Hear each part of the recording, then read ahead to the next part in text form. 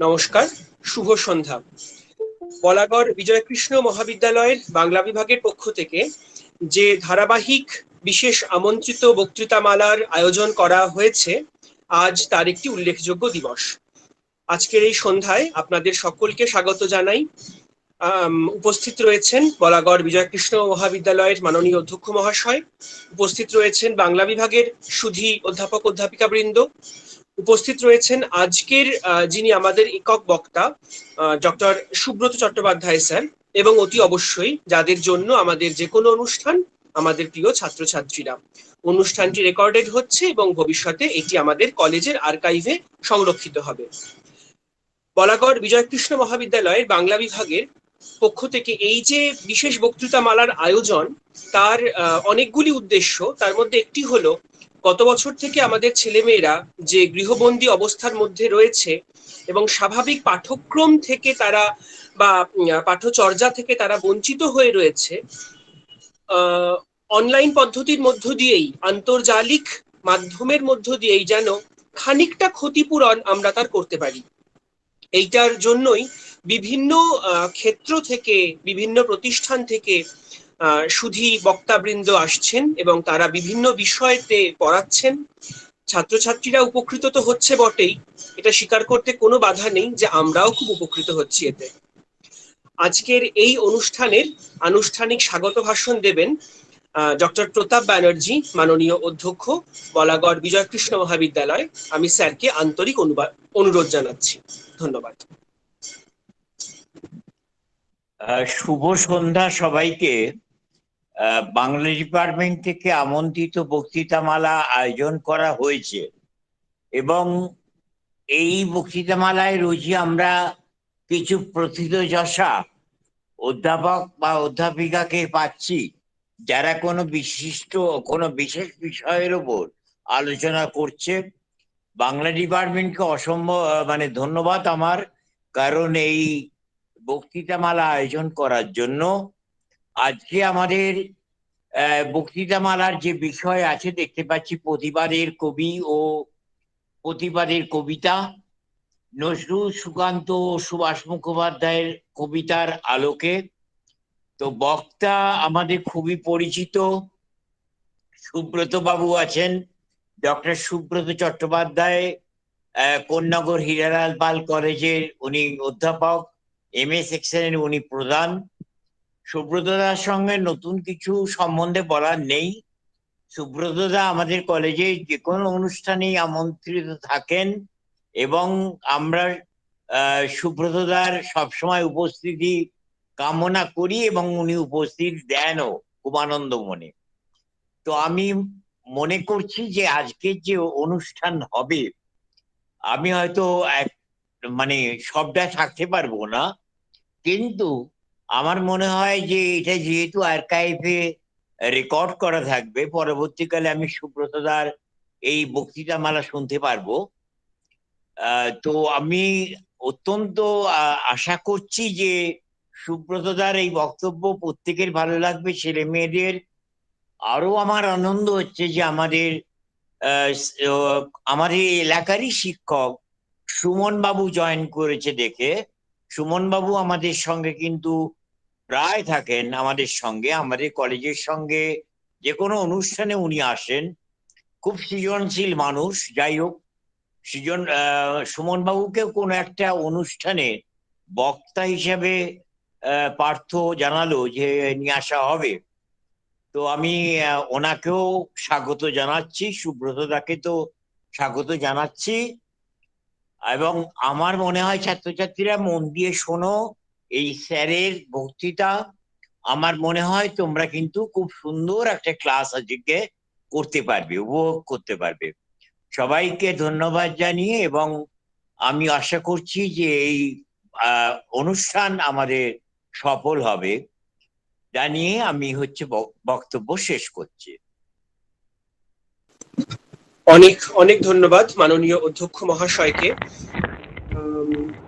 ব্যতিক্রমী ভাবেই আমাদের প্রিন্সিপাল স্যার, মাননীয় অধ্যক্ষ মহাশয়, বাংলা বিভাগের শুধু নয়, যে কোনো কলেজের যে কোনো বিভাগ বা যে কোনো সমিতির পক্ষ থেকে আয়োজিত যে কোনো অনুষ্ঠানে পুরো সময়টা থাকেন এবং সেই অনুষ্ঠানের যথাযথ মূল্যায়ন তিনি প্রত্যেকটি অনুষ্ঠানের শেষেই করে থাকেন। তো আমরা আজকের অনুষ্ঠানেও যে কারণেই স্যারকে দিয়েই, স্যারের স্বাগত ভাষণের মধ্য দিয়েই আজকের অনুষ্ঠান আমরা শুরু করলাম। আমরা ইতিমধ্যেই শুনে নিয়েছি আমাদের আজকের একক বক্তা অধ্যাপক ডক্টর সুব্রত চট্টোপাধ্যায়। তিনি সহযোগী অধ্যাপক, নবগ্রাম হীরালাল পাল কলেজ, এবং সেই কলেজের স্নাতকোত্তর যে শাখা তার তিনি ভারপ্রাপ্ত অধ্যাপক। আমরা স্যারের সম্বন্ধে বিশদে জানবার জন্য অনুরোধ করব আমাদের বলাগড় বিজয়কৃষ্ণ মহাবিদ্যালয়ের বাংলা বিভাগের মাস্টারমশাই শ্রী পার্থ চট্টোপাধ্যায় স্যারকে। ধন্যবাদ।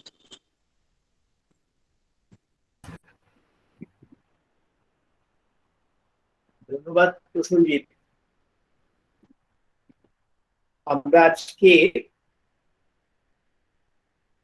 আমাদের আধুনিক কবিতার যে সিলেবাস আছে তাতে 30-এর দশক থেকে 50-এর দশক পর্যন্ত কবিদের ছাত্রছাত্রীদের পড়তে হয়। সেই মর্মে 30-এর কিছু আগে 20-এর দশকের মাঝামাঝি সময়ে এবং বিগত শতাব্দীর প্রথম দশকের শুরুর দিকটা থেকে যারা বাংলা কবিতাকে রবীন্দ্র পরবর্তী একটা আশ্বাস দিতে চেয়েছিলেন,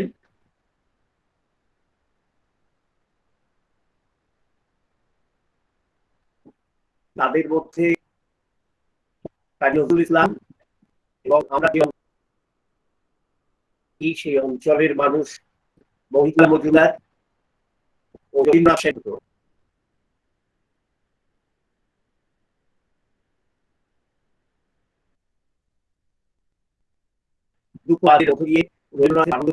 বিপক্ষে বাংলা কবিতাকে একটা ভিন্ন মেরুতে সংস্থাপিত করতে চেয়েছিলেন।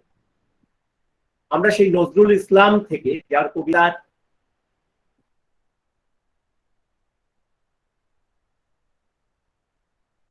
প্রথম এবং প্রধান সুর হলো বিদ্রোহ বিপ্লব, তার থেকে একেবারে 40-এর দশক পর্যন্ত বেছে নিয়ে আজকের এই আলোচনাটির আমাদের এগিয়ে যাবে। নজরুল ইসলাম এবং সুকান্ত ভট্টাচার্য, তিনিও 40-এর কবি। এদের কবিতার মূল সুরই কখনো সাম্রাজ্যবাদী শক্তি, কখনো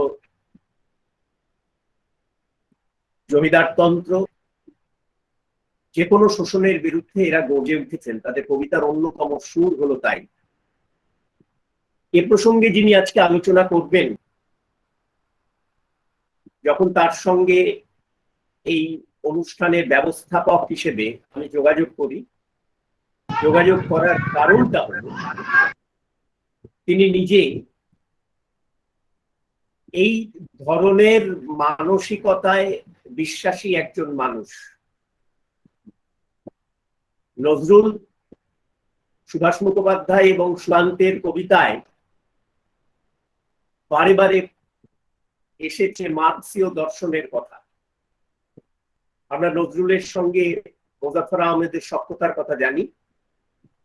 তার পরবর্তী সময় 40-এর দশকে একেবারে ভারতীয় কমিউনিস্ট পার্টির সদস্য পদ নিয়েছিলেন সুভাষ মুখোপাধ্যায়,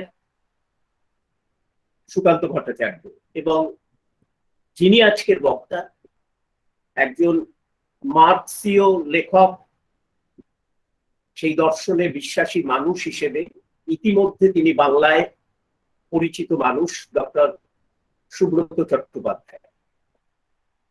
ডক্টর চট্টোপাধ্যায়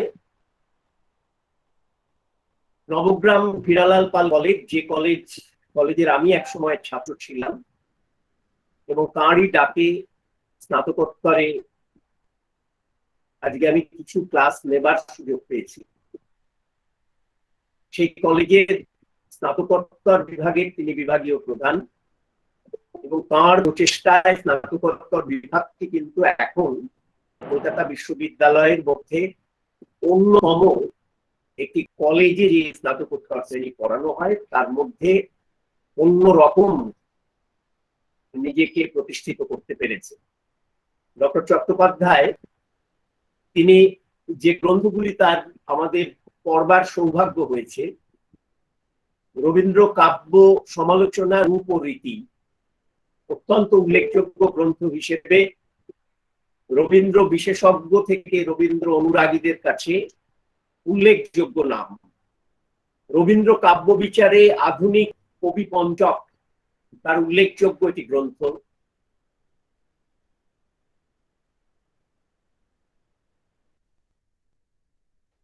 দেবী গর্জনের উপরে যুগ্মভাবে তাঁর একটি কাজ, দেবী গর্জন পুনর্বিচার,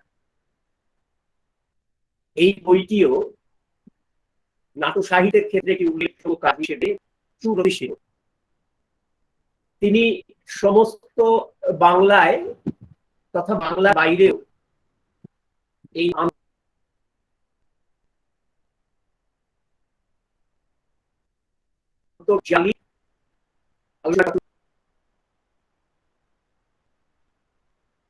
বিদ্রোহী কবিতার উপরে বিদ্রোহী কবিতার শতবর্ষ নিয়ে তার একটি আলোচনা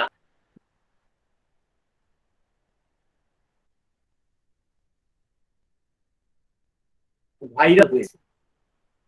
তিনি রবীন্দ্রনাথ বিশ্ববিদ্যালয়ের এক আলোচনা সভায় তিনি বক্তা হিসেবে যান। এহ মানুষই লেখক শিল্পী সঙ্গের সঙ্গে তার সক্ষতা এবং একটি উল্লেখযোগ্য পদে তিনি আছেন।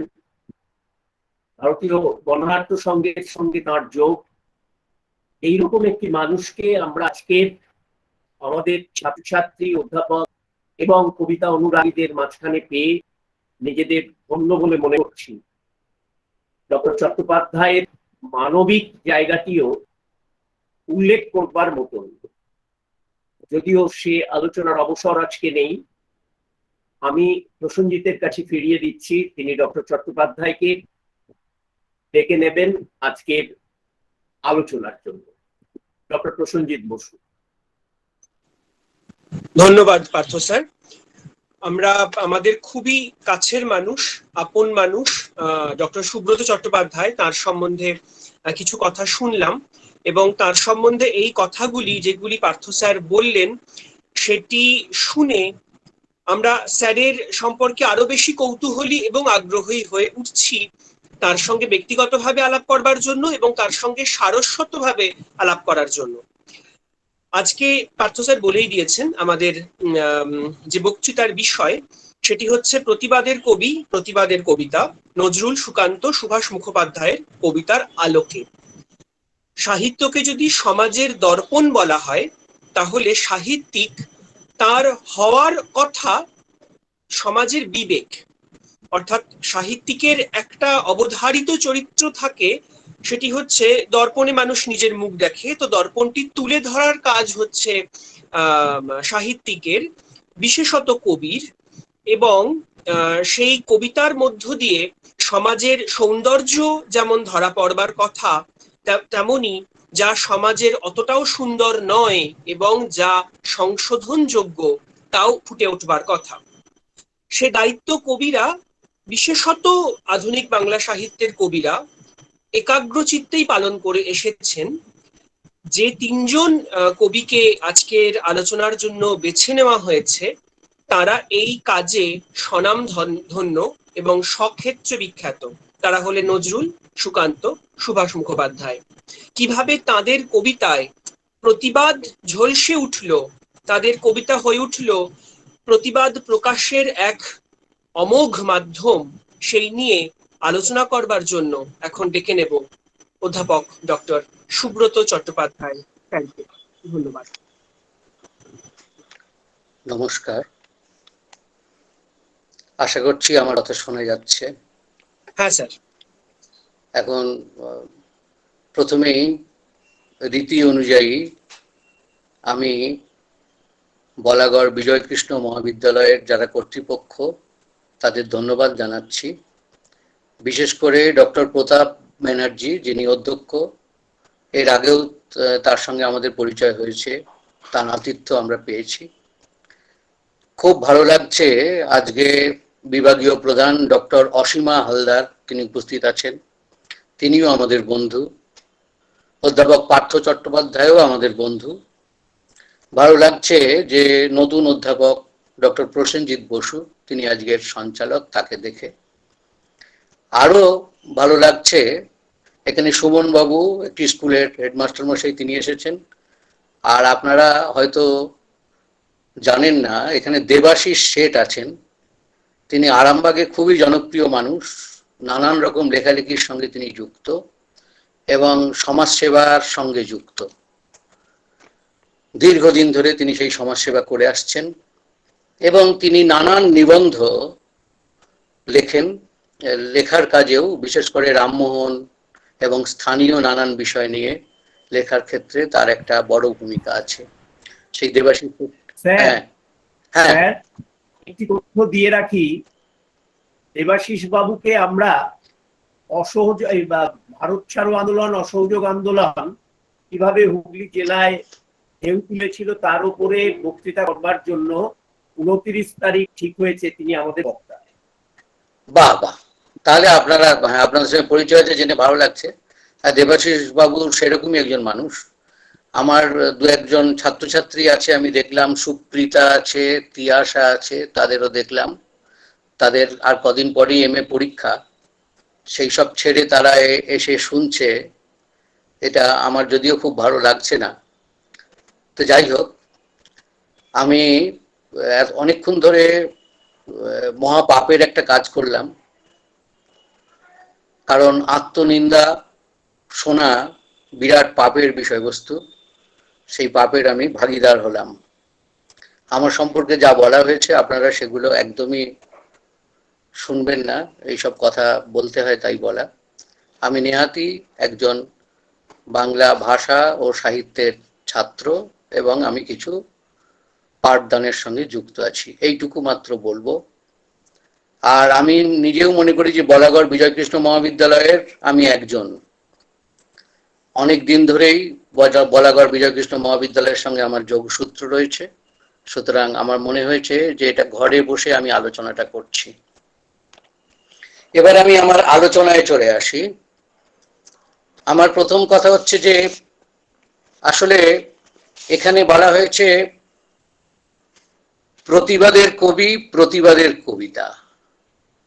আমি আবার যেভাবে বিষয়টা দেখি সেটা হচ্ছে, 1 নম্বর কথা হচ্ছে কবিতা কবিতা, 2 নম্বর কথা হচ্ছে কবিতা মাত্রেই প্রতিবাদ। কেন এ কথা বলছি? এখানে যারা অধ্যাপক মণ্ডলী আছেন তারা জানেন, ছাত্রছাত্রীরাও কেউ কেউ জানতে পারে, কিন্তু আমরা যাকে আদি কবি বলি, আদি কবি বাল্মীকি, যিনি প্রায় 2500 বছর আগে রামায়ণ রচনা করেছিলেন বলে আমরা জানি, সেই আদি কবির যে আদিতম কবিতা, সেই কবিতাটা হচ্ছে, একদিন তমসা তীর্থে বাল্মীকি যখন অরণ্যের ভেতর দিয়ে যাচ্ছিলেন, তখন তিনি দেখলেন একটি ক্রৌঞ্চ আর একটি ক্রৌঞ্চি তারা প্রেমোন্মত্ত। তার কিছুক্ষণ পরেই তিনি দেখলেন যে একটি ব্যাধ সে ক্রৌঞ্চকে তীরবিদ্ধ করল। ক্রৌঞ্চকে তীরবিদ্ধ করার পরে ক্রৌঞ্চি, সেই স্ত্রী পাখিটি, সেই ক্রৌঞ্চকে পরিক্রমা করে কাঁদতে লাগলো। এই বিষয়টা দেখে বাল্মীকির মুখ থেকে নিঃসৃত হলো আদিতম শ্লোক, মা নিষাদ প্রতিষ্ঠান তমগম শাশ্বতী সমা যৎ ক্রৌঞ্চ মিথুনাদেকম বধি কাম মোহিতম। রে ব্যাধ, তুই জীবনে প্রতিষ্ঠা পাবি না, কারণ তুই কামমোহিত ক্রৌঞ্চকে বধ করেছিস।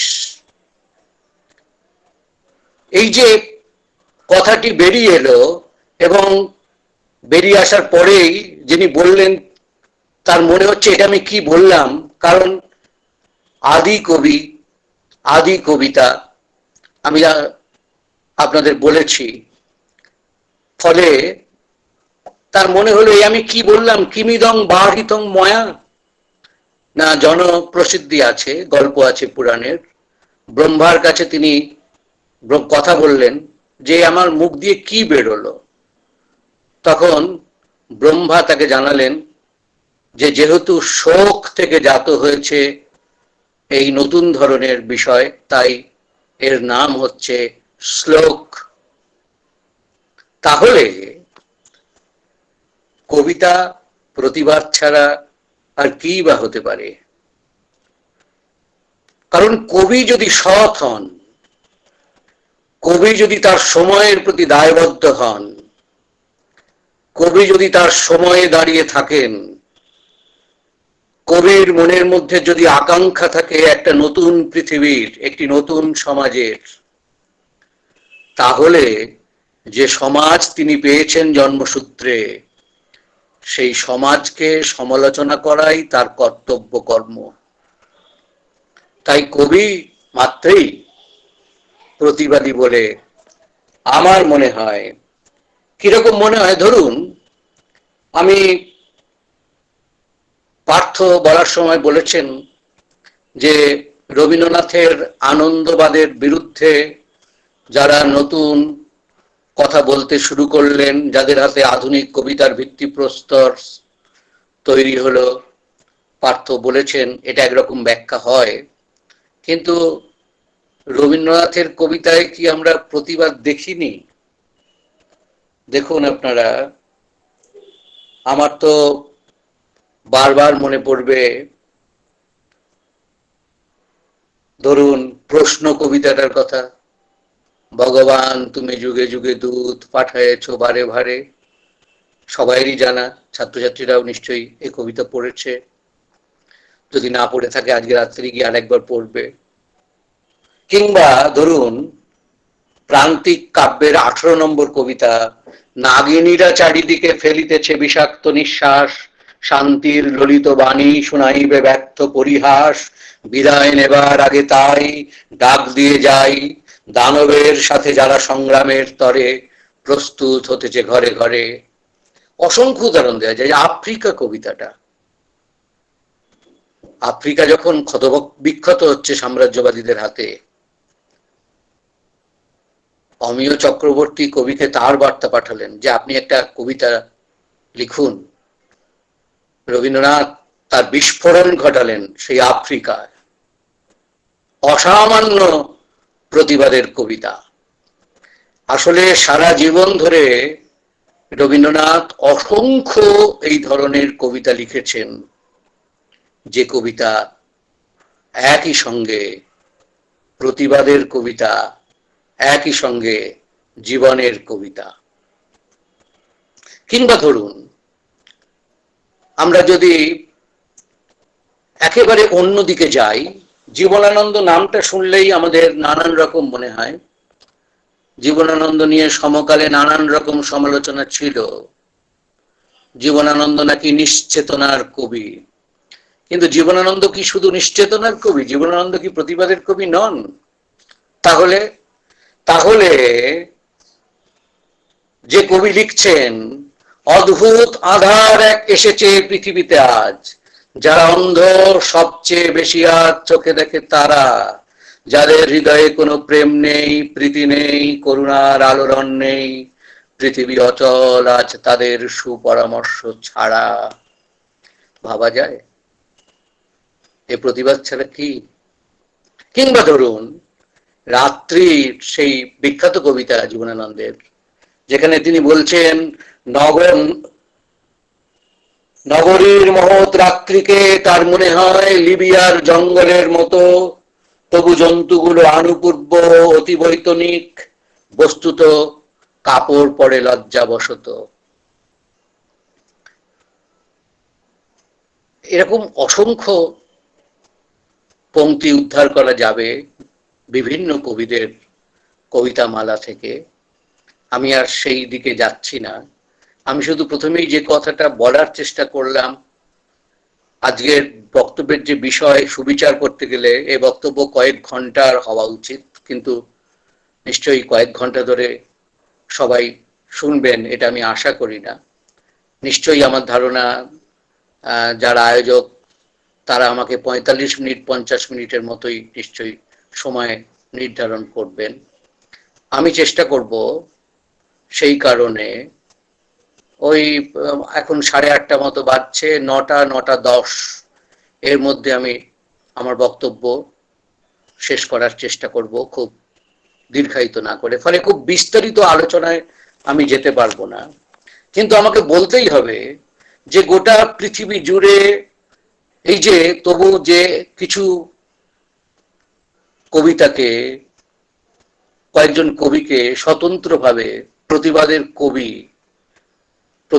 কবিতা এইভাবে যে আমরা আখ্যায়িত করছি, তার কারণ হচ্ছে গোটা পৃথিবী জুড়েই কবিতার যে ধারা আছে, কবিদের যে ধারা আছে, সেই ধারায় বেশ কিছুজন কবি যারা মনে করেছিলেন যে তাদের কাজই হচ্ছে সমসময়কে সমালোচনা করা, ব্যাখ্যা করা, নতুন পৃথিবীর সন্ধান করা। আমি এইরকম গোটা পৃথিবীর থেকে কয়েকজনের উদাহরণ দিয়ে আমাদের আজকের বিষয়ে চলে যাব। ধরুন আমেরিকার কবি ল্যাংস্টন হিউজ, যিনি আজীবন কালো মানুষদের দাবির কথা বলেছেন। নিগ্রহ কৃতদাস কবি ফিলিস হুইটলি, যিনি দাসত্বের প্রতিবাদ করেন বই লিখে। কিংবা আরেকজন কৃতদাস কবি ফ্রেডরিক ডগলাস, যার অভিধা হয়ে গেছে ব্ল্যাক পোয়েটস এই নামে। কিংবা ধরুন আমেরিকার Lawrence Dunbar, Claude McKay, Joseph Potter, Melvin B Tolson. আফ্রিকার কবি, অনেকজন কবি আফ্রিকার, তার মধ্যে আমাদের পরিচিত অ্যান্টোনিও জাসিন্টোর কবিতা আমরা অনুবাদে পড়েছি।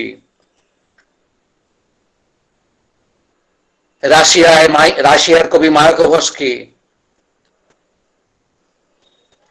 লুই আরাগো, তিনি লিখেছিলেন হাজার হাজার মানুষের জন্যই কবিতা, সেই মানুষের জন্য যারা পৃথিবীটাকে বদলাতে চায়।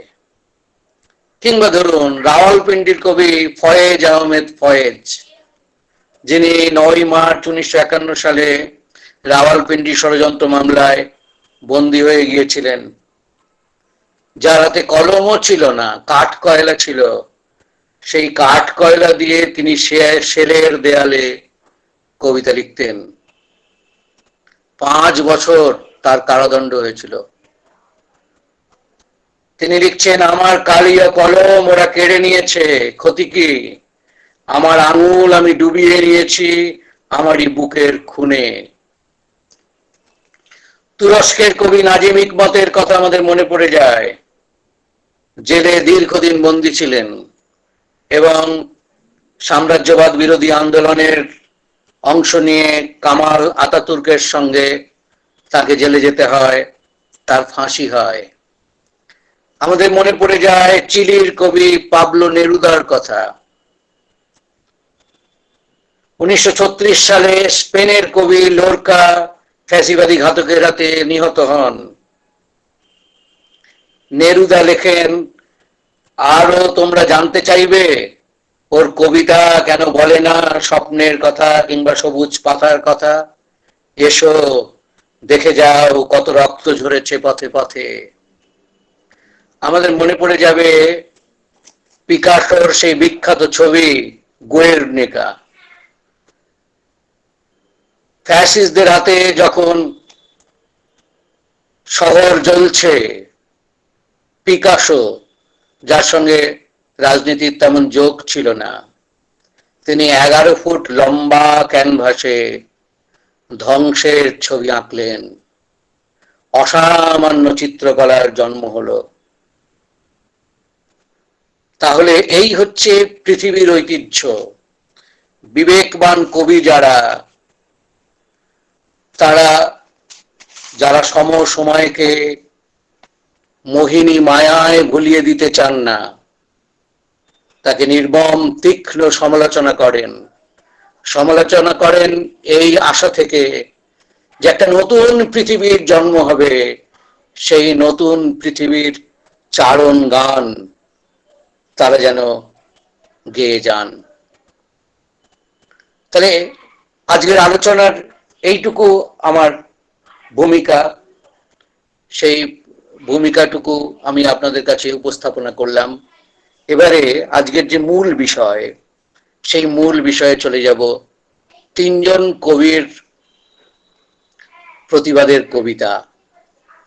তিনজন কবির প্রতি আমি সুবিচার করতে পারবো বলে আমার মনে হয় না সময়ের কারণে। আমি একটু দ্রুত এগোবার চেষ্টা করব। আমার কাছে আমি কবিতা নেয়ারও চেষ্টা করেছি, সঙ্গে বইপত্র রেখেছি। তা আমি চলে যাই। প্রথমে নজরুল।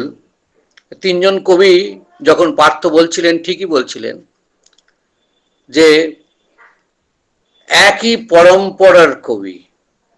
আসলে সাধারণ মানুষও জানেন, গোটা বাংলা জুড়ে দেখবেন তিনজন কবির জন্মদিন পালিত হয় সাড়ম্বরে: রবীন্দ্রনাথ, নজরুল, সুকান্ত।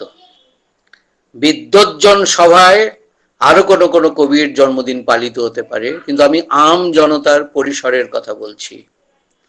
যারা তেমন কবিতা পড়েননি কোনোদিন, তারাও রবীন্দ্রনাথের নাম জানেন, নজরুলের নাম জানেন, সুকান্তের নাম জানেন। আর কি আশ্চর্য রসায়ন যে তিন কবির আলোচনা আজকের, সেই তিন কবির সঙ্গেই কমিউনিস্ট পার্টির কোনো না কোনো ভাবে সম্পর্ক ছিল।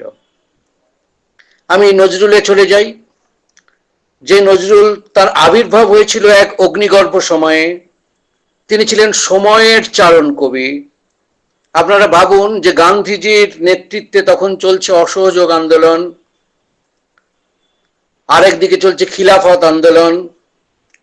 নজরুলের আবির্ভাব সেই সময়ে। তার সাহিত্যিক জীবন খুব বেশি দিনের নয়, 22-23 বছর, 1919 থেকে 1942।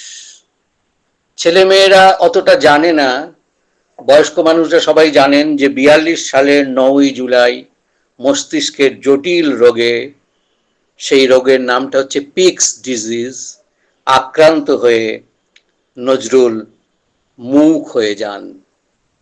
আর তিনি মুখ খোলেননি। দীর্ঘদিন তিনি বেঁচে ছিলেন।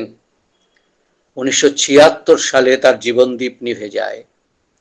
কিন্তু 42 থেকে 76 কি প্রচন্ড অপচয় আমাদের সাহিত্যের জীবনে, বাংলা সাহিত্যে, বাংলা সংস্কৃতিতে, আমরা ভাবতেই পারি না। এই যে 22-23 বছরের জীবনের যে কাণ্ডটা তিনি ঘটালেন, কি কাণ্ড ঘটালেন না, অসম্ভব দৃপ্ত ভঙ্গিতে সময়ের বার্তাবহ হয়ে তিনি বাংলা সাহিত্যের আকাশে পা রাখলেন। হতমান পরাধীন দেশবাসীকে তিনি যেন এক আঘাতে জাগিয়ে দিতে চেয়েছিলেন। সবাই জানে এখানে যারা আছে, আমার ধারণা যে সেই বিখ্যাত বিদ্রোহী কবিতা তিনি লিখলেন, বলবীর বল উন্নত মম শির, শির নেহারি আমারি নত শির ওই শিখর হিমাদ্রির।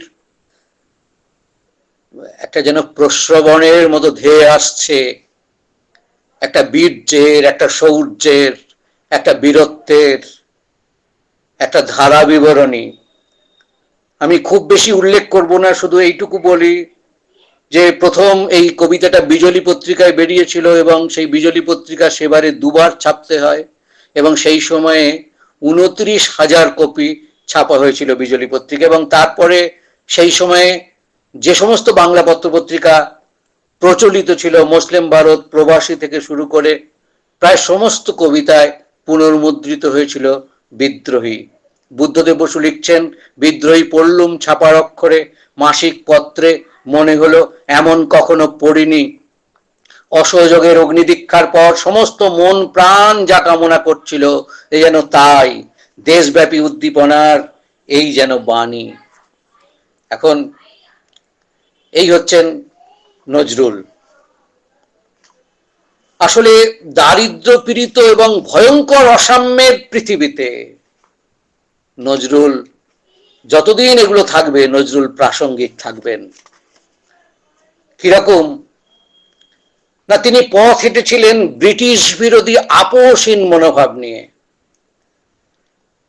আপনারা কেউ কেউ হয়তো জানেন, সবাই জানেন না বলে বলছি, যে ভারতে অন্য কোনো কবি বা সাহিত্যিকের এত বেশি বই বাজেয়াপ্ত হয়নি। সরকারের বিরুদ্ধে বিদ্রোহে প্ররোচনা দেবার অভিযোগে নজরুলের পাঁচটি বই নিষিদ্ধ হয়েছিল। সে বইগুলো হলো যুগবাণী, বিষের বাঁশি, ভাঙার গান, প্রলয় শিখা, চন্দ্রবিন্দু। এবং শুনলে আরেকটু অবাক হয়ে যাবেন যে আরো 5টা বই বাজেয়াপ্ত করার জন্য পুলিশ দপ্তর সুপারিশ করেছিল, কিন্তু সরকার মানে সেই সময়ের যারা শাসন ক্ষমতায় তারা শেষ পর্যন্ত বাজেয়াপ্ত করেনি বইগুলো। অগ্নিবীণা, সঞ্চিতা, ফণিমনসা, সর্বহারা, রুদ্রমঙ্গল। আমার কৈফিয়ত সম্পর্কে দু এক কথা বলবো একটু পরে, কিন্তু আমাদের যেটা বলার কথা সেটা আপনারা শুনলে অবাক হয়ে যাবেন যে বিপ্লবীদের পিছনে যেমন পুলিশের চর লাগানো থাকতো, তেমনি নজরুলের পিছনেও সব সময় গোয়েন্দা পুলিশ লেগে থাকতো। আমার কৈফিয়ত কবিতায় ভালো করে পড়লে ছাত্রছাত্রীরা বুঝতে পারবে, সেই উচ্চারণ আছে, বন্ধু তোমরা দিলে না কো দাম, রাজ সরকার রেখেছেন নাম, যাহা কিছু লিখি অমূল্য বলে অমূল্যে নেন, আর কিছু শুনেছ কি হু হু ফিরিছে রাজার প্রহরী সদাই কার পিছু। আক্ষরিক অর্থেই রাজার প্রহরীরা নজরুলের পিছনে ফিরতেন। এবং আমাদের ছেলেমেয়েরা অতটা জানে কিনা আমি জানি না যে 1922 সালের 26শে সেপ্টেম্বর ধূমকেতু পত্রিকায় তার বিখ্যাত আনন্দময়ীর আগমনে কবিতা প্রকাশিত হয়। এবং আপনারা শুনলে অবাক হবেন যে কবিতাটা আসলে আনন্দবাজারের জন্য লেখা হয়েছিল, কিন্তু ধূমকেতু শেষ পর্যন্ত আনন্দবাজার প্রকাশ করেনি। আর কতকাল থাকবি বেটি মাটির ঢালার মূর্তি আড়াল, স্বর্গ যে আজ জয় করেছে অত্যাচারী শক্তি চাড়াল, দেব শিশুদের মারছে চাবুক, বীর যুবাদের দিচ্ছে ফাঁসি, ভূভারত আজ কসাই খানা, আসবি কখন সর্বনাশী। নজরুল লিখছেন এই কবিতা আনন্দময়ীর আগমনে, এবং এই কবিতা লেখার জন্য তার জেল হয়ে গেল। এবং তার যখন বিচার পর্ব চলছে তিনি সেখানে বক্তব্য পেশ করেছিলেন। আমার সময়ের অভাব আছে বলে আমি সেই বক্তব্য শোনাতে পারছি না। পার্থ আমার একটি বক্তব্যের কথা এখানে বলেছেন যে বিদ্রোহী কবিতা, সেই বিদ্রোহী কবিতার উপর আমার আলোচনা আছে, ছাত্রছাত্রীরা যদি আগ্রহী থাকে সেটা শুনতে পারবে আমার টাইম লাইনে গেলে ফেসবুকের। সেখানে আমি বিস্তারিত এই আলোচনাগুলো করেছি যে কি তিনি বলছেন না যে আমার ভুল হয়ে গেছে, আমি দোষ করেছি, আমাকে ছেড়ে দিন, আর কখনো করব না। না, পরাধীন ভারতবর্ষে দাঁড়িয়ে তিনি বলছেন যা আমার করা উচিত আমি তাই করেছি, আমি কোনো অন্যায় করিনি। এবং আমরা দেখব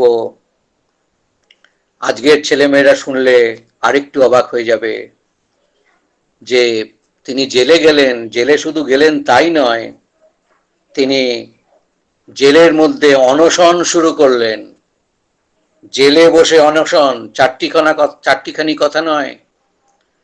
শরৎচন্দ্র তার সঙ্গে দেখা করতে গেলেন অনশন ভঙ্গ করার জন্য, জেল কর্তৃপক্ষ অনুমতি দিল না। রবীন্দ্রনাথ চিঠি লিখলেন, our literature claims you, give up hunger strike. সেই চিঠি পৌঁছে দেয়া হলো না নজরুলের কাছে।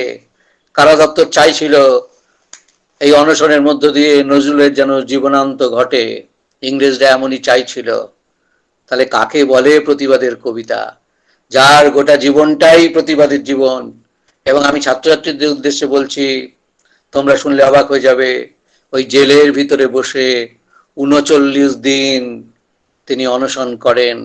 এবং তারপরে তার যাকে তিনি মা বলে ডাকতেন বিরজা সুন্দরী দেবী, তার অনুরোধে 40তম দিনে তিনি অনশন ভঙ্গ করেন। তাহলে এই হচ্ছে নজরুল।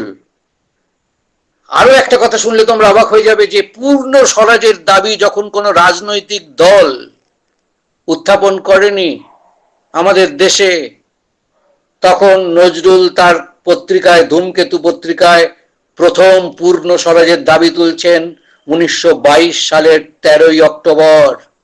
তিনি বলছেন ওসব স্বরাজ টরাজ বুঝি না, সর্বপ্রথম ধূমকেতু ভারতের পূর্ণ স্বাধীনতা চায়। তাহলে এই হচ্ছেন নজরুল। কিরকম?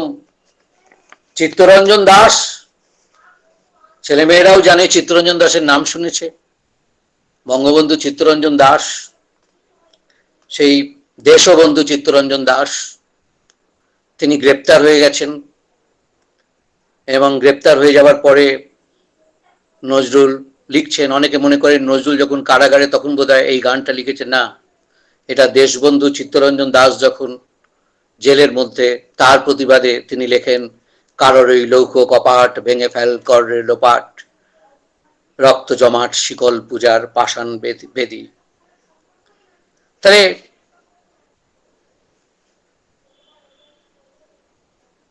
এই হচ্ছেন নজরুল।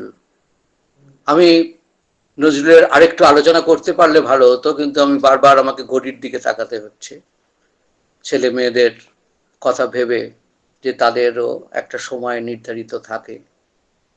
তাই আমি আর কথা বাড়াচ্ছি না। নজরুলের কবিতা থেকে অসংখ্য উদাহরণ তুলে ধরে আমরা দেখাতে পারতাম যে কিভাবে তার কবিতার ভিতরে প্রতিবাদ ধ্বনিত হচ্ছে। আসলে আমি যেটা বলেছি সেটাই মূল কথা, যে আসলে প্রতিবাদ নয়। নজরুল যে সমাজে রয়েছেন সেই সমাজের তীব্র সমালোচনায় ফেটে পড়েছেন তিনি। এসব আমরা যারা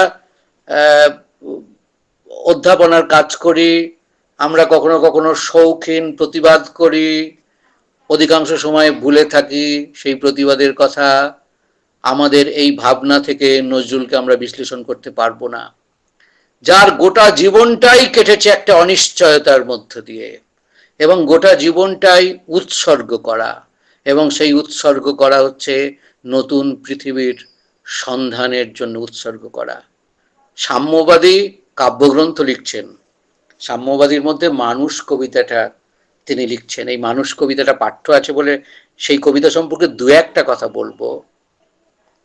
এই যে মানুষকে কিভাবে দেখছেন, আসলে প্রতিবাদী কবি যারা মনে করেছেন যে সমাজকে বদলাতে হবে, সমাজকে পাল্টাতে হবে, নতুন সমাজ গড়তে হবে, এই মনোভাব যাদের, তারা মনে করেন মানুষই ভগবান, মানুষের চেয়ে বড় কিছু নেই। তাদের বিশ্বাস মানুষে। আমি রবীন্দ্রনাথ দিয়ে শুরু করেছিলাম। রবীন্দ্রনাথের শেষ 10 বছরের সাহিত্যে কোথাও ঈশ্বর নেই। রবীন্দ্রনাথের শেষ 10 বছরের সাহিত্য জুড়ে, গোটা জীবন জুড়ে মানুষই হয়ে উঠেছে ঈশ্বর। এবং তারপরে যারা এসেছেন সাহিত্যে, তারাও এইভাবে মানুষকেই মনে করেছেন সব থেকে গুরুত্বপূর্ণ। গাই সাম্যের গান, মানুষের চেয়ে বড় কিছু নাই, নয় কিছু মহিয়ান। এই যে এই কবিতায় তীব্রভাবে ভৎসনা করছেন ধর্মের নামে যারা মানুষকে বঞ্চনা করে, তীব্রভাবে ভৎসনা করছেন নজরুল যে অসাম্য যারা তৈরি করে, সেই অসাম্যের যারা কারিগর, তাদের তীব্রভাবে ভৎসনা করছেন। আর তিনি উপস্থাপিত করছেন মানুষকে, সাধারণ মানুষকে, যে মানুষ নামহীন, গোত্রহীন, পরিচয়হীন, সেই মানুষেরও অধিকার আছে আরেকটু সুস্থ জীবন লাভ করবার। সেই মানুষের বন্দনা গাইছেন নজরুল ইসলাম এই কবিতায়। দেখবেন আপনারা কি তীব্র ব্যঙ্গ করছেন ওই মন্দির পূজারীর, হায় দেবতা তোমার নয়। মসজিদেরও সমালোচনা করছেন, মসজিদে কাল শিরনি আছিল, আঢেল গোস্ত রুটি, বাঁচিয়া গিয়াছে মোল্লা সাহেব হেসে তাই কুটি কুটি।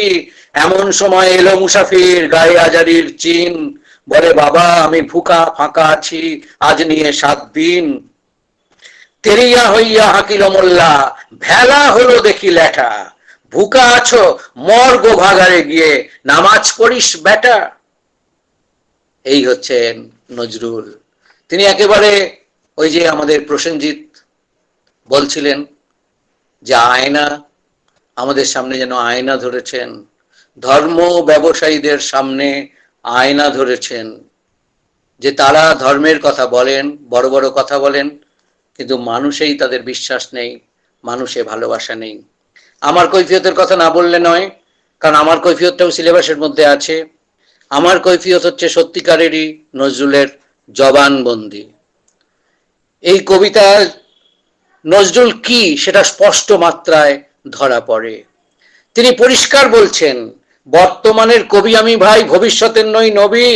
কবি ও অকবি যাহা বলো, মোরে মুখ বুঝে তাই সই সবই।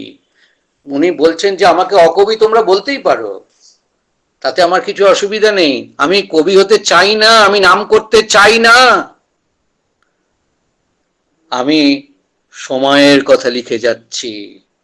তিনি বলছেন যে আমার মাথার উপরে রবীন্দ্রনাথ রয়েছে, হাজার হাজার সোনার ছেলে রয়েছে, তারা হয়তো অমর কাব্য লিখবে, কিন্তু আমার পক্ষে তো অমর কাব্য লেখা সম্ভব নয়।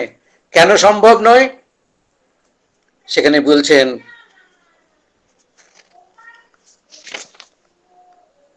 ক্ষুধাতুর শিশু চায় না স্বরাজ, চায় দুটো ভাত একটু নুন।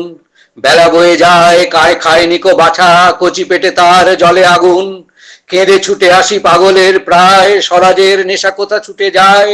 কেঁদে বলি ওগো ভগবান, তুমি আজিও আছো কি? কালি ও চুন কেন ওঠে না কো তাহাদের গালে, যারা খায় ওই শিশুর খুন। শেষ স্তবকটা, পরোয়া করি না বাঁচি বা না বাঁচি, যুগের হুজুগ কেটে গেলে। মাথার উপরে জ্বলিছেন রবি, রয়েছে সোনার শত ছেলে। প্রার্থনা করো যারা কেড়ে খায় ৩৩ কোটি মুখের গ্রাস, যেন লেখা হয় আমার রক্ত লেখায় তাদের সর্বনাশ। নজরুল সময়ের চারণ কবি, সময়ের তীব্রতম সমালোচক। তিনি নাম করতে চাননি, কবিতা লিখে যশস্বী হতে চাননি, কবিতা লিখে অমর হতে চাননি, তিনি তার দায়টুকু পালন করেছেন। এইটুকুই আমি উত্থাপন করলাম নজরুল সম্পর্কে। এখনই আমাকে ঘড়ি দেখাচ্ছে সময় ৮টা ৫০। আমার প্রতিশ্রুতি রক্ষা করলে আর ২০ মিনিটের মধ্যে আমাকে শেষ করতে হয়। আমি চেষ্টা করব। সুকান্তের দিকে আমরা একটু এগোই, যদিও ইতিহাসের ক্রম ধরলে আগে সুভাষ মুখোপাধ্যায় বলতে হয়, কারণ সুভাষ মুখোপাধ্যায়ের হাত ধরে সুকান্ত এসেছিলেন। কিন্তু আমি যেভাবে আমরা অভ্যস্ত, সুকান্তকে আগে বলেই আমি সুভাষের দিকে যাব। সুকান্ত আমরা জানি যে ২১ বছরের জীবন, আসলে ২১ বছরও ঠিক নয়, ২০ বছর ৯ মাস। ২৬ সালে জন্ম আর ৪৭-এ মৃত্যু। অভাগা ছেলেটা দেশের স্বাধীনতা পর্যন্ত দেখে যেতে পারেনি। নজরুলের যেমন সাহিত্যের জীবন ২২ বছর, ২১-২২ বছর আমি বলেছি, ২২-২৩ বছর। সুকান্তের খুব বেশি হলে ৪-৫ বছর। এই ৪-৫ বছরের জীবনে তিনি যেটুকু কবিতা লিখেছেন, কোনো কাব্যগ্রন্থই তিনি দেখে যেতে পারেননি। তার ছাড়পত্র তখন ছাপার কাজ চলছে। তো এইরকমই কবি সুকান্ত, তিনি লিখছেন, ইতিহাস নেই অমরত্বের লোভ, আজ রেখে যাই আজকের বিক্ষোভ। আপনারা দেখুন, একেবারে নজরুল যেখানে থেমেছেন, সুকান্ত যেন সেখান থেকে শুরু করছেন। নজরুল বলছেন, পরোয়া করি না বাঁচি বা না বাঁচি, যুগের হুজুগ কেটে গেলে। বলছেন, আমি শুনিয়েছি, আর উচ্চারণ করছি না। সুকান্ত বলছেন, ইতিহাস নেই অমরত্বের লোভ, আজ রেখে যাই আজকের বিক্ষোভ। আমি অমর হতে চাইনি, অমর হতে আসিনি। আজকের যে বিক্ষোভ, আজকের যে অগ্নিগর্ভ সময়, সে অগ্নিগর্ভ সময়কে আমি কবিতায় রূপ দিয়ে দেওয়ার চেষ্টা করছি। তিনি তার মেজ বৌদি রেণু দেবীকে একটা চিঠিতে লিখছেন, আমি যে জনতার কবি হতে চাই, জনতা বাদ দিলে আমার চলবে কি করে? তাছাড়া কবির চেয়ে বড় কথা, আমি কমিউনিস্ট। কমিউনিস্টদের কাজ কারবার সব জনতা নিয়ে। তাহলে আমি নজরুলের মানুষ কবিতা প্রসঙ্গে বলেছিলাম যে যে কবিরা দায়বদ্ধ কবি, যে কবিরা বিবেকের কণ্ঠস্বরে চলেন, তাদের সব কিছু মানুষকে নিয়ে। সুকান্তও তাই মনে করতেন যে আমি যে জনতার কবি হতে চাই। বুদ্ধদেব বসু আক্ষেপ করেছিলেন, খবরে কাগজে পদ্য লিখে শক্তির অপব্যয় করছো, তোমার জন্য আমার দুঃখ হয়। বুদ্ধদেব বসু লিখেছিলেন, এমনকি সুকান্তের মৃত্যুর পরে বুদ্ধদেব বসু লিখেছিলেন, রাজনীতি করতে গিয়ে সুকান্ত কবি হতে পারলেন না, একেবারে নিদান হেঁকে দিয়েছিলেন বুদ্ধদেব বসু। কিন্তু সত্যি কি সুকান্ত কবি হতে পারেননি? তাহলে আজকে আমরা নজরুলের সঙ্গে সঙ্গে সুকান্ত এবং সুভাষ মুখোপাধ্যায় আলোচনা করছি কেন? আমি বলেছি যে আম জনতা যে তিনজন কবির নাম জানেন, তাদের একজন যদি রবীন্দ্রনাথ হন, আরেকজন যদি নজরুল হন, আরেকজন সুকান্ত। কোন গুণে, সেটাই আমি দু চার কথায় রাখবো। আসলে সুকান্ত যুগের সৃষ্টি এবং যুগস্রষ্টা। সামগ্রিক ইতিহাস পর্যালোচনা না করলে সুকান্তকে ধরা যায় না, কিন্তু সামগ্রিক ইতিহাস পর্যালোচনা করার সময় নেই। ভারতের অস্থির রাজনীতি 1938 খ্রিস্টাব্দে আপনারা জানেন, হরিপুরা কংগ্রেস আর 39-এ ত্রিপুরী কংগ্রেস, একটায়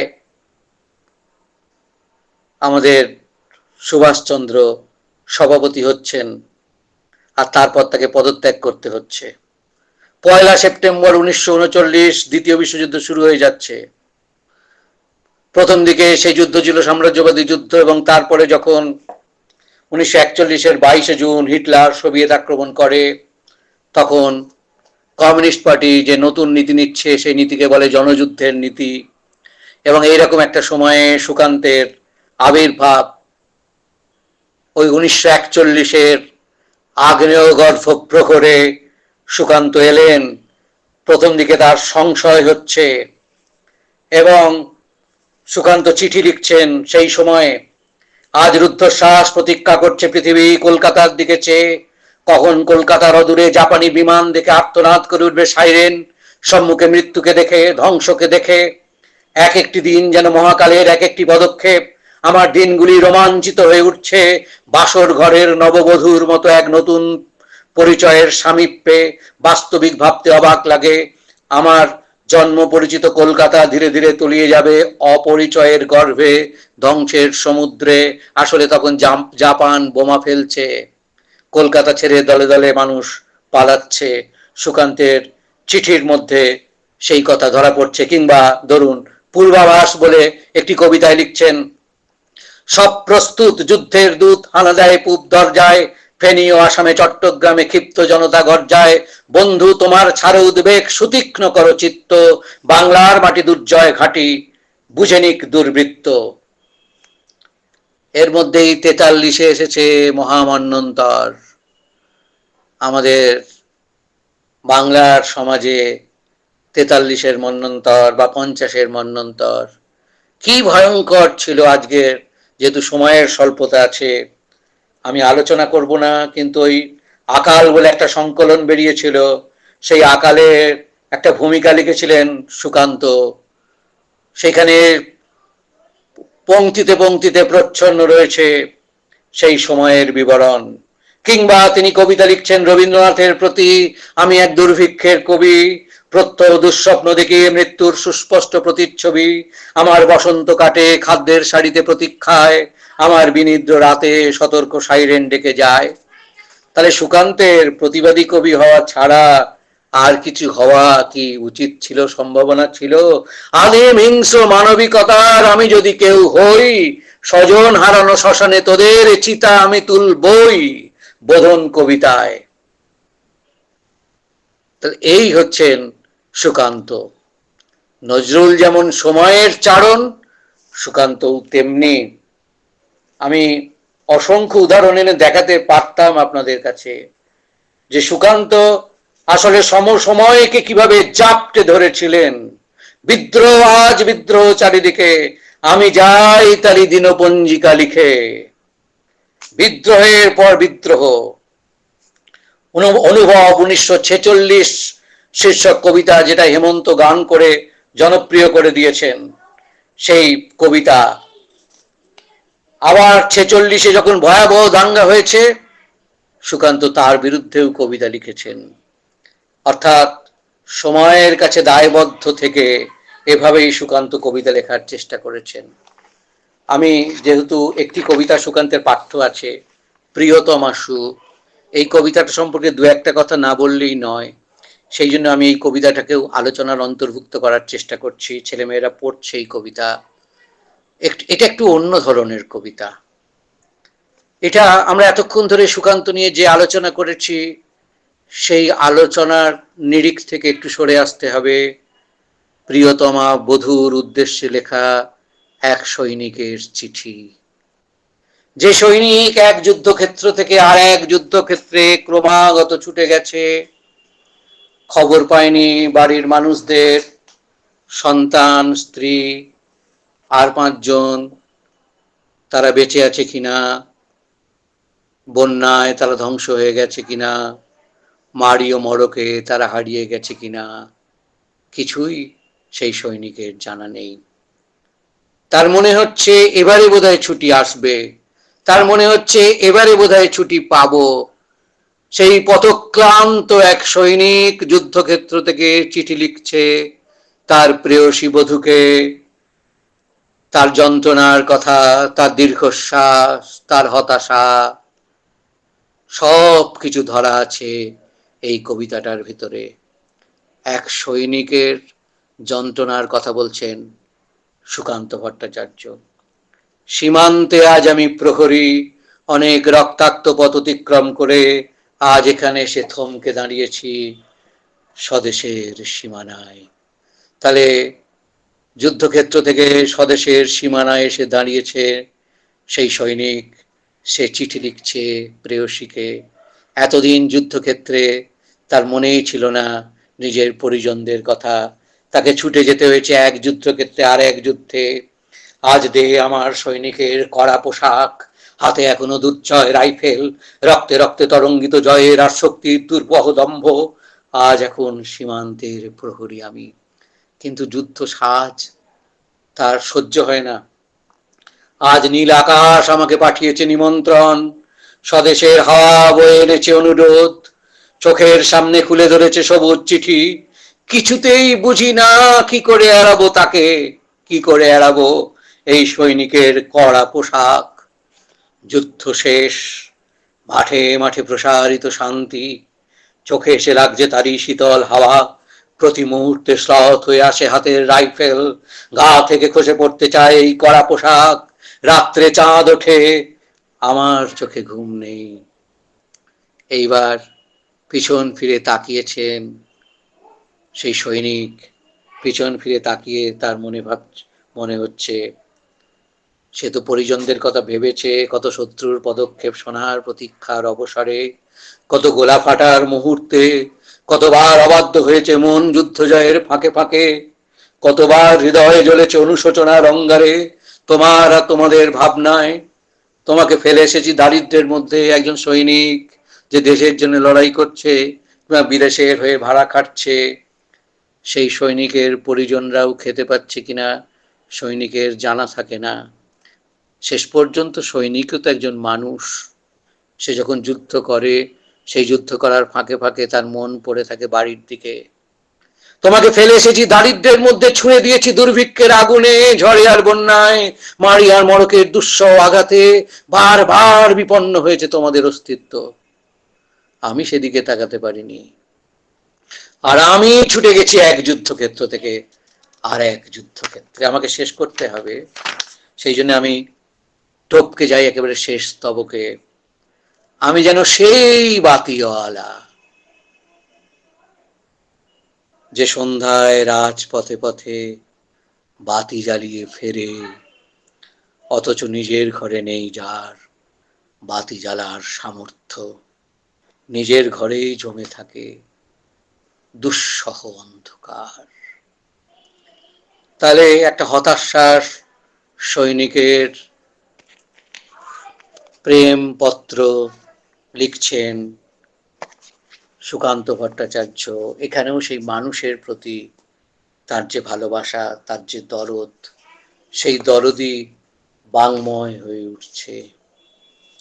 আমি এবার সুভাষ মুখোপাধ্যায়ের দিকে চলে যাব। আমি বলেছি এই বক্তব্যের কিছুক্ষণ আগে যে সুকান্তকে হাতে ধরে নিয়ে এসেছিলেন সুভাষ মুখোপাধ্যায়।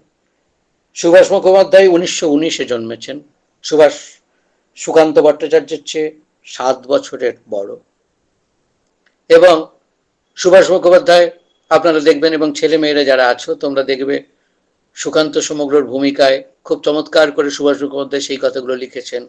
কখন সুকান্ত এলেন, কিভাবে সুকান্তের সঙ্গে তার পরিচয় হলো, তিনি ভাবতে পারছেন না যে এরকম একটা ছেলে অত অল্প বয়সে এমন চমৎকার কবিতা লিখেছেন। এবং যে সময়ে সুকান্তের সঙ্গে পরিচয় হচ্ছে সুভাষ তখন রাজনীতি বেশি করছেন, তখন তিনি কবিতা থেকে রাজনীতির পথে হাঁটছেন। কবিতা একরকম তার কাছ থেকে বিদায় নিয়েছে। এই যে নজরুলের কথা আমি বললাম, যার কারাবাস ঘটেছে, সুভাষ মুখোপাধ্যায়ও তেমনি একজন কবি। কমিউনিস্ট পার্টিতে তিনিও যোগ দিয়েছিলেন। 42 সালে পার্টির সভ্যপদ পেয়েছিলেন। তিনি কলে কারখানায় ট্রেড ইউনিয়নের কাজ করতেন, অন্য কাজ করতেন।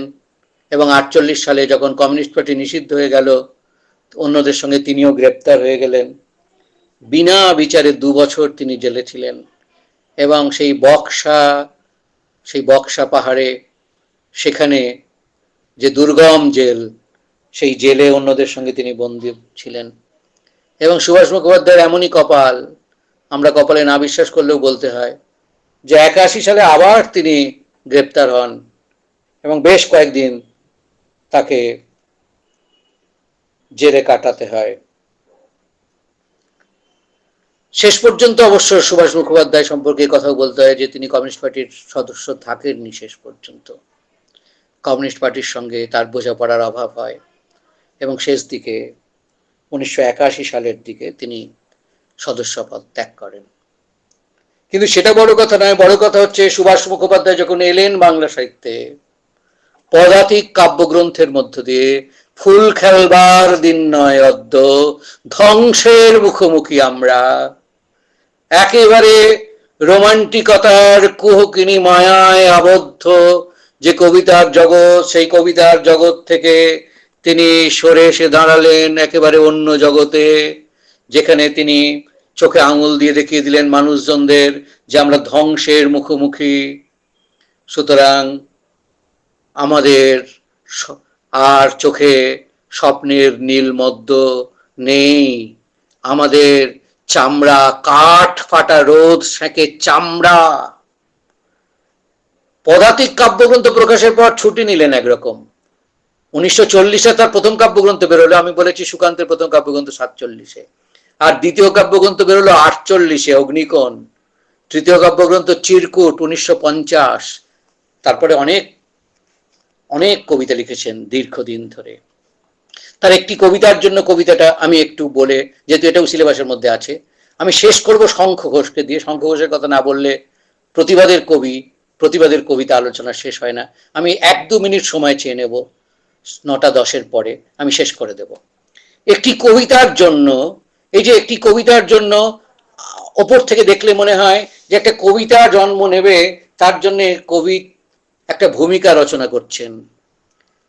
কবিতা একটা কিরকম একটি কবিতা লেখা হবে, তার জন্য আগুনের নীল শিখার মতন আকাশ রাগে রিরি করে, সমুদ্রে ডানা ঝাড়ে দুরন্ত ঝড়, মেঘের ধূম্র জটা খুলে খুলে পড়ে, বজ্রের হাঁকে ডাকে অরণ্যে সারা, শিকড়ে শিকড়ে পতনের ভয় মাথা খুঁড়ে মরে, বিদ্যুৎ ফিরে তাকায়, সে আলোয় সারা তল্লাট জুড়ে, রক্তের লাল দর্পণে মুখ দেখে ভস্মলোচন।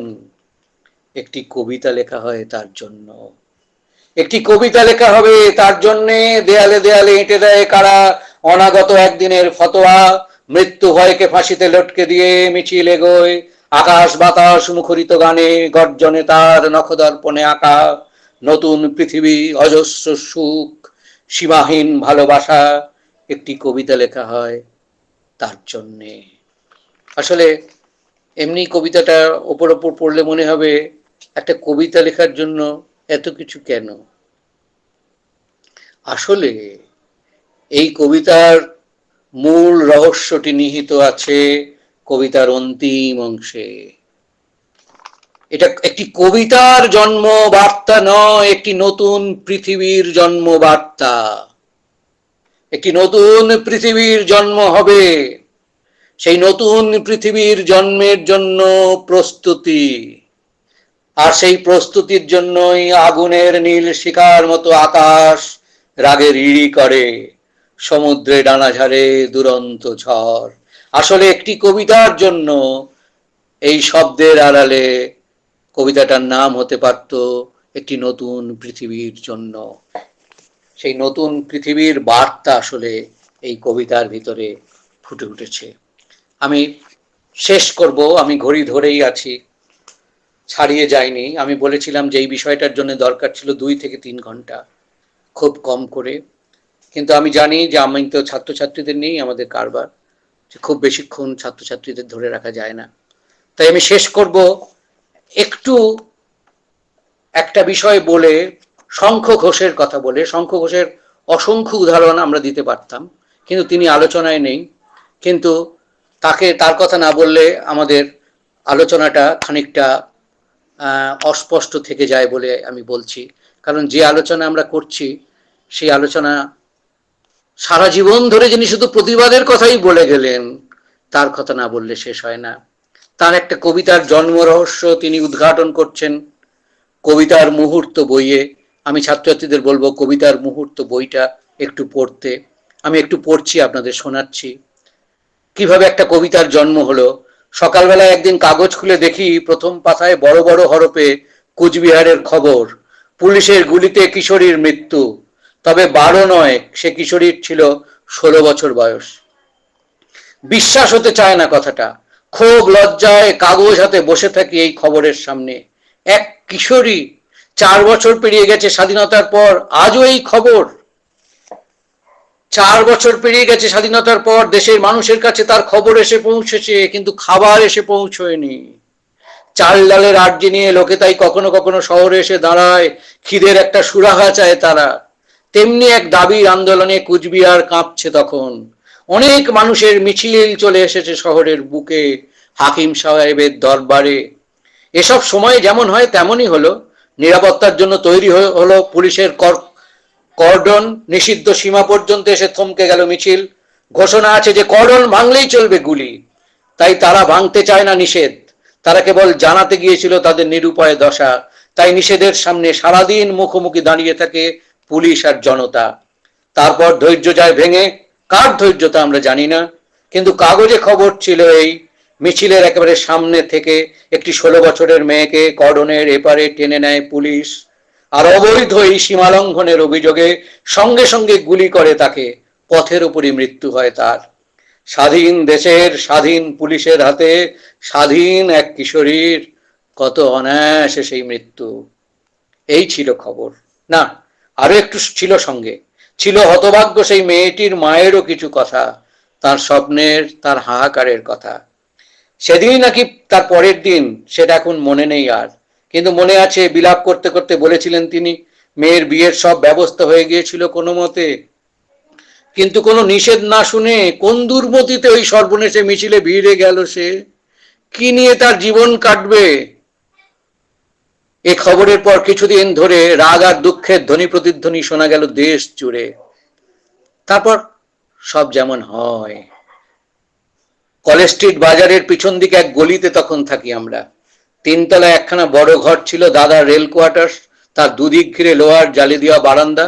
একদিকে উনুন পেতে রান্না করেন মা, অন্য দিকটায় জানলা দিয়ে ঝুঁকে দাঁড়ালে চোখে পড়ে রুটির দোকান, মাংসের দোকান, মাদ্রাসা আর মুদিখানার মধ্য দিয়ে নিচের সচল বস্তি জীবন। আমরা তখন বিএ পরীক্ষা দিয়েছি, ইউনিভার্সিটি শুরু হবে বলে দিন গুনছি শুধু, অলস মন্থর দিন। সেই রকম এক দিনের আর এক সকালবেলায় জানলা দিয়ে নিচের গলিতে তাকিয়ে আছি যখন, রুটি সেঁকার আয়োজনে দোকানি আঁচ তুলছে তখন উনুনে। ময়লা ছেঁড়া পোশাকে কটা ছেলে মেয়ে তারই পাশে দুলে দুলে পড়ছে মাদ্রাসায়।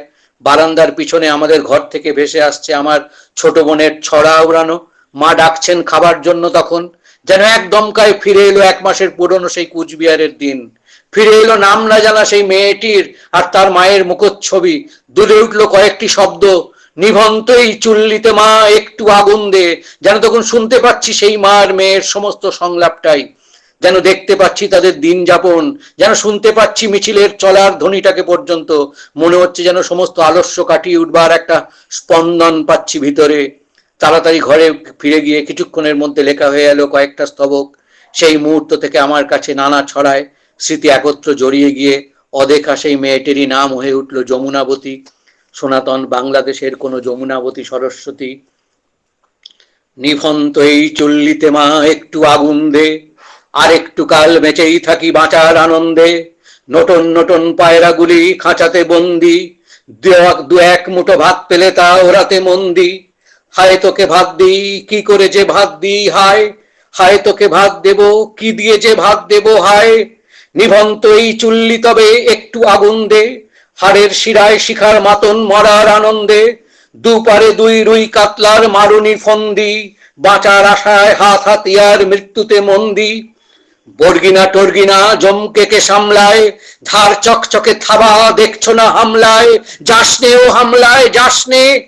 কান্না কন্যার মায়ের ধমনীতে আকুল ঢেউ তোলে জলে না, মায়ের কান্নায় মেয়ের রক্তের উষ্ণ হাহাকার মরে না। চলল মেয়ে রণে চলল, বাজে না ডম্বরু, অস্ত্র ঝনঝন করে না, জানলো না কেউ তা। চলল মেয়ে রণে চলল, পেশির দৃঢ় ব্যথা, মুঠোর দৃঢ় কথা, চোখের দৃঢ় জ্বালা সঙ্গে চলল মেয়ে রণে চলল। নেকড়ে ওজোর মৃত্যু এলো, মৃত্যুরই গান গা, মায়ের চোখে বাপের চোখে দু তিনটে গঙ্গা। দুর্বাতে তার রক্ত লেগে সহস্র সঙ্গী, জাগে ধকধক যজ্ঞে ঢালে সহস্র মন ঘি।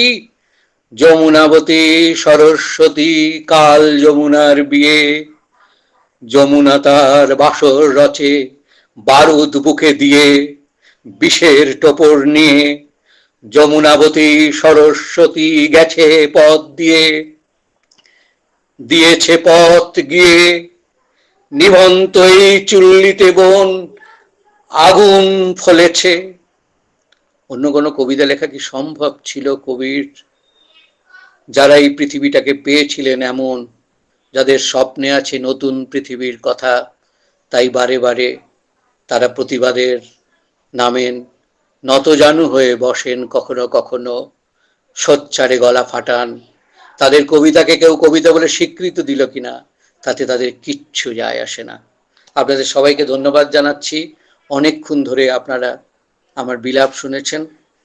ধন্যবাদ জানাচ্ছি মাননীয় অধ্যক্ষ, যারা এই বিষয়টার সঞ্চালনা করেছেন, যারা আয়োজন করেছেন, তাদের সবাইকে। আমরা অসাধারণ একটি ক্লাস শুনলাম।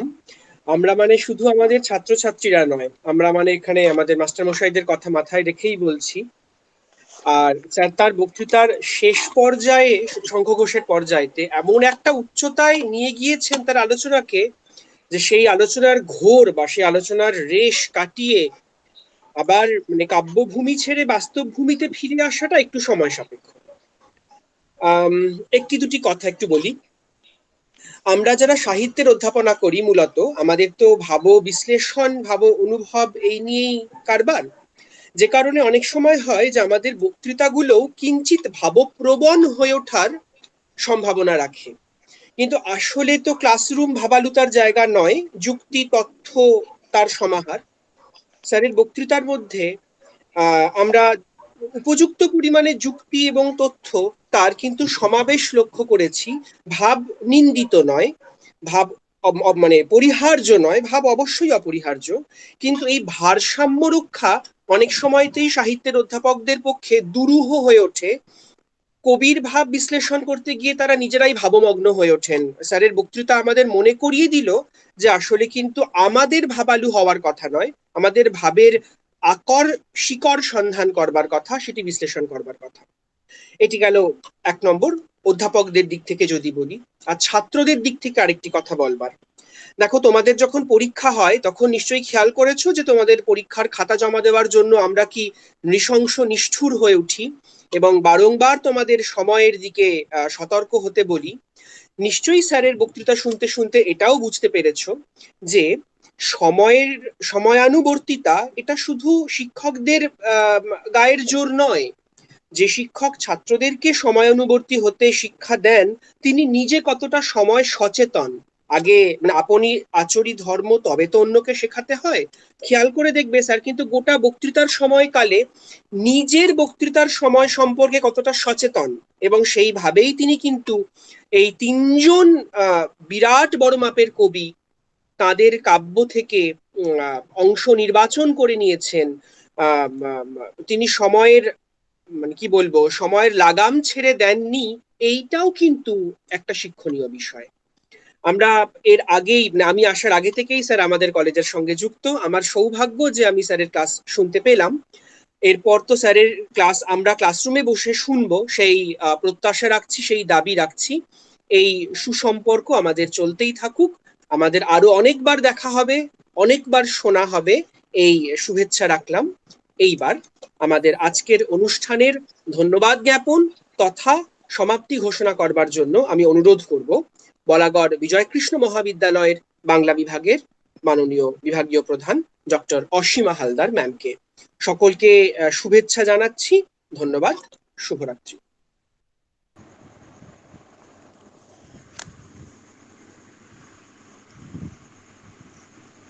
সমস্ত সেমিনারের শেষে একটা প্রথা থাকে ধন্যবাদ জ্ঞাপন।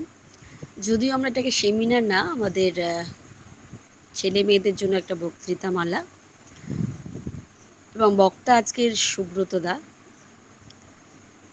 আমি এখন সুব্রত দাই বলছি, কারণ সুব্রত দা আমার পূর্ব পরিচিত এবং কাছের একজন মানুষ। আমি এতক্ষণ শুনছিলাম। যাই হোক, রীতি অনুযায়ী এখন ধন্যবাদ দেবার পালা। আজকে আমাদের বক্তা সুব্রত চট্টোপাধ্যায়, তিনি হিরালাল পাল কলেজের অধ্যাপক। বলাগড় বিজয়কৃষ্ণ মহাবিদ্যালয় এবং বাংলা বিভাগের পক্ষ থেকে আজকে প্রধান বক্তাকে অসংখ্য ধন্যবাদ জানাই। ধন্যবাদ জানাচ্ছি আমাদের কলেজের অধ্যক্ষ প্রতাপ ব্যানার্জি মহাশয়কে। ধন্যবাদ জানাচ্ছি আজকের বক্তৃতামালার আহ্বায়ক শ্রী পার্থ চট্টোপাধ্যায়কে, যিনি আমার সহকর্মীও বটে। আমার আর এক সহকর্মী যিনি সঞ্চালনের সঙ্গে যুক্ত, প্রসেনজিৎ বোস, তাকেও ধন্যবাদ জানাচ্ছি। ধন্যবাদ জানাচ্ছি আমার আর এক সহকর্মী এবং আমার বন্ধুও সুস্মিতা দাসকে। এবং এই অনুষ্ঠানটি সামগ্রিকভাবে যে সফল হয়েছে যাদের উপস্থিতিতে, সেই সমস্ত ছাত্রছাত্রী, বলাগড় বিজয়কৃষ্ণ মহাবিদ্যালয়ের ছাত্রছাত্রী এবং হিরালাল পাল কলেজের সমস্ত ছাত্রছাত্রী প্রত্যেককে আন্তরিকভাবে ধন্যবাদ জানাচ্ছি। ধন্যবাদ জানাচ্ছি এই বক্তৃতামালা পরিচালনা যিনি করলেন, যান্ত্রিক পরিচালনা পার্থদা, সুমন, তাই তো?